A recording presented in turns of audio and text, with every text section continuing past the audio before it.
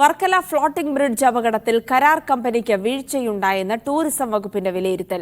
കരാർ കമ്പനിക്കും district tourism promotion കൌൺസിലിനും ഒരുപോലെ ഉത്തരവാദിത്തമുണ്ടെന്ന് ടൂറിസം ഡയറക്ടർ പി.ബി. നൂഹ് പറഞ്ഞു. ടൂറിസം ഡയറക്ടർ നാളെ മന്ത്രിക്ക് റിപ്പോർട്ട് സമർപ്പിക്കും. അപകടത്തിൽ മന്ത്രിക്കെതിരെ പ്രതിപക്ഷ നേതാവ് രംഗത്തെത്തി.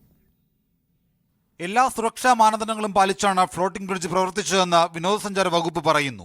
അപകടമുണ്ടാകാനിടയായ സാഹചര്യം വിശദമായി വകുപ്പ് പഠിക്കും. എല്ലാ വശങ്ങളും പരിശോധിച്ചതിനു ശേഷമായിരിക്കും ടൂറിസം ഡയറക്ടർ റിപ്പോർട്ട് സമർപ്പിക്കുക. ഫ്ലോട്ടിംഗ് ബ്രിഡ്ജിന്റെ നടത്തിപ്പിൽ കരാർ കമ്പനിക്ക് വീഴ്ചയുണ്ടായെന്ന് വകുപ്പ് വിലയിരുത്തുന്നു. ഫ്ലോട്ടിംഗ് ബ്രിഡ്ജിന്റെ സുരക്ഷ സംബന്ധിച്ചുള്ള കാര്യങ്ങൾ ഉറപ്പുവരുത്തേണ്ടത് കരാർ കമ്പനിയുടെ ഉത്തരവാദിത്വമാണ്. DTPCക്കും ഉത്തരവാദിത്വത്തിൽ നിന്ന് ഒഴിഞ്ഞുമാറാനാകില്ല. ഫ്ലോട്ടിംഗ് ബ്രിഡ്ജിൽ ഇടയ്ക്കിടെ പരിശോധന നടത്തണമെന്ന് മന്ത്രിയുടെ നിർദ്ദേശമുണ്ടായിരുന്നെങ്കിലും പാലിക്കപ്പെട്ടിട്ടില്ല എന്നാണ് കണ്ടെത്തൽ. ടൂറിസം ഡയറക്ടറുടെ റിപ്പോർട്ട് ലഭിച്ചതിനു ശേഷം നടപടിയെടുക്കാനാണ് തീരുമാനം. പൊതുവെ എല്ലായിടത്തും പരിശോധനകൾ നടത്തണം നേരത്തെ തന്നെ പറഞ്ഞിരുന്നു. കാലാവസ്ഥയിൽ മാറ്റങ്ങളുണ്ടെങ്കിൽ അതിനനുസരിച്ച് ശ്രദ്ധിക്കേണ്ടതുണ്ട് എന്നൊക്കെയുള്ള വിവരം നേരത്തെ കൊടുത്താണ്. അപ്പോൾ ഇത് എന്തൊക്കെയാണ് എന്നുള്ളത് റിപ്പോർട്ട് കിട്ടിയതിനു ശേഷം ഒരു തീരുമാനം കൈക്കൊള്ളും. കരാർ വ്യവസ്ഥകൾ പരസ്യപ്പെടുത്തണമെന്ന് പ്രതിപക്ഷ നേതാവ് VD സതീശൻ ആവശ്യപ്പെട്ടു. കേരളത്തിന് പുറത്തു വന്ന ടൂറിസ്റ്റുകൾ അടക്കം എന്തു സുരക്ഷയാണുള്ളത്?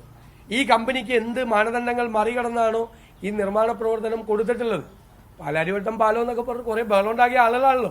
ഉത്തരം പറഞ്ഞേ പറ്റുള്ളൂ. അപകടത്തിൽ പരിക്കേറ്റ് ആശുപത്രിയിൽ കഴിയുന്ന ആളുകളുടെ ആരോഗ്യനില തൃപ്തികരമാണ്. ICUവിൽ കഴിയുന്ന ഹൈദരാബാദ് സ്വദേശിനി അനിതയൊഴികെ ബാക്കി എല്ലാവരെയും വാർഡിലേക്ക് മാറ്റി. മീഡിയ 1 തിരുവനന്തപുരം.